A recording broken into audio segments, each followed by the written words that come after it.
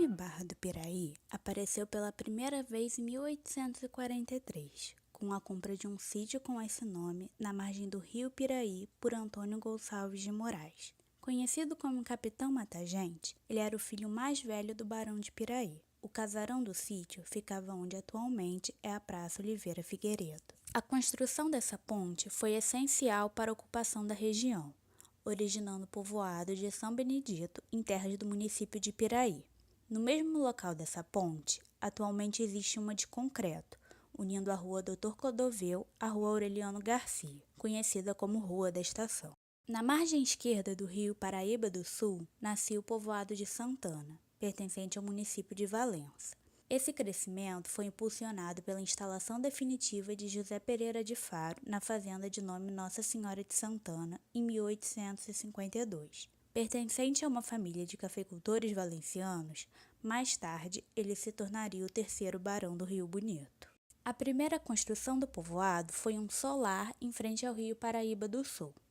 No prédio funcionou a Casa do Imigrante, a Prefeitura, a Câmara Municipal e a Escola Nilo Peçanha. Ele foi demolido no fim da década de 1960 e no local atualmente funciona a Escola Estadual Barão do Rio Bonito.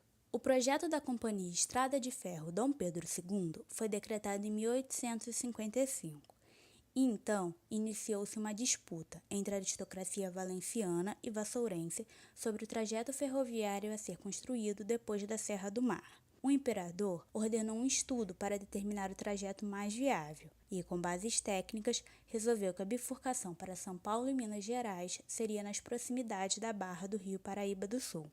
Em 1858, iniciou-se a construção da ferrovia rumo às terras barrenses. Em 7 de agosto de 1864, com a visita do imperador Dom Pedro II, foi inaugurada a estação ferroviária de Barra do Piraí. A estação foi desativada, mas a malha ferroviária construída funciona até os dias de hoje e entrecorta a cidade transportando cargas. O trajeto e a infraestrutura da ferrovia utilizados atualmente são os mesmos inaugurados no século XIX, como podemos perceber pelo mapa do povoado de 1869 e pela ponte férrea, que foi inaugurada em 1865 e ainda está em funcionamento. Em sua visita, Dom Pedro II se hospedou na propriedade de José Pereira de Faro. O deslocamento da estação até Santana foi feito de barco. O imperador desembarcou em frente ao solar e plantou simbolicamente uma palmeira descendente da plantada por Dom João VI no Jardim Botânico em 1808. Nessa viagem, sob invocação de Nossa Senhora de Santana, ele lançou a pedra fundamental da igreja que seria construída posteriormente. Com a chegada da estrada de ferro, o povoado de São Benedito cresce e Barra do Piraí passa a ter o núcleo urbano mais movimentado do centro-sul fluminense. Foram criados armazéns de café que recebiam produtos de diversas cidades, tanto por tropas de mula quanto pela navegação dos rios. Depois, os itens eram enviados para a corte pela ferrovia. Além de mercadorias, os trens também transportavam pessoas, o que fez com que vários imigrantes chegassem até o povoado. Foi construída a Ponte Senador Vergueiro, ligando as margens esquerda e direita do rio Paraíba do Sul. Ela se estendia desde a Praça Pedro Cunha, hoje popularmente conhecida como Largo da Feira, até a Rua Angélica. Com a construção dos ramais da Estrada de Ferro para São Paulo e Minas Gerais, este entroncamento ferroviário se torna o maior da América Latina, onde viajantes faziam baldeação e pernoitavam. Apesar do crescimento do comércio e da economia, Barra do Piraí continuava como povoado pertencente a 2 municípios.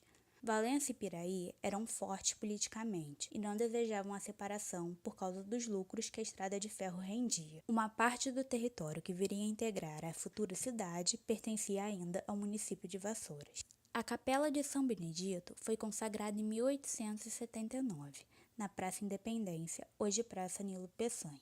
Ela estava situada no local do atual Hotel Rana Palace. Diante disso, condecorado em 1873, o agora terceiro Barão do Rio Bonito iniciou a construção da Igreja de Nossa Senhora de Santana em 1880, utilizando a pedra fundamental consagrada pelo imperador. O barão selecionou arquitetos, pedreiros e pintores estrangeiros para trabalhar na obra. A igreja iniciou suas atividades religiosas em 1881 e a grandeza da obra emocionou os barrenses em sua inauguração.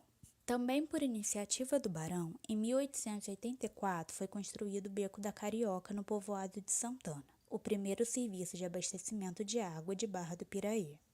Em fins do século XIX, Santana tinha um traçado urbano que se encaixava no modelo civilizatório europeu. Menos aristocrático, o núcleo de São Benedito da Barra do Piraí desenvolveu-se em torno do antigo Largo da Independência, com diversas casas comerciais e a ferrovia. Nessa época, o movimento para a autonomia barrense crescia.